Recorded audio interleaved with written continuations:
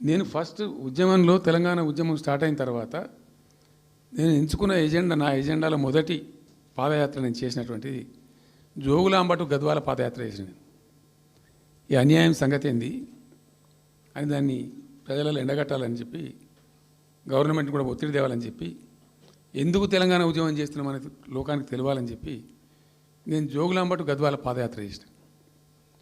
దాన్ని మొత్తం అసలు కంప్లీట్ 80,000 ఎకరాలకు బారాల్సినటువంటి ఆ ఆర్డీఎస్ కెనాలు 15,000 ఎకరాలు, 10,000 ఎకరాలు, 20,000 ఎకరాలకు వచ్చింది, తగ్గిపోయింది. అడిగే నాతుడు లేడు.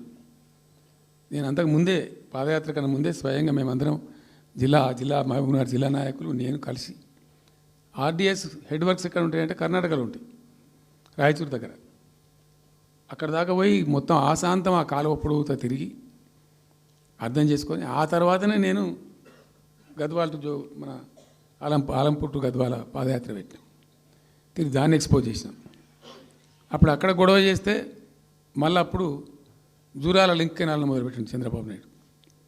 జూరాల టు ఆర్డీఎస్కు లింక్ కెనాల్ అని మళ్ళీ డ్రామా కట్టి, అంటే ప్రతిసారి ఏమార్చడము తెలంగాణ ప్రజలను ఒక రకమైన దగా చేయటం తప్ప ఒక డ్రాప్ వాటర్ రాలే, ఎప్పుడు రాలే.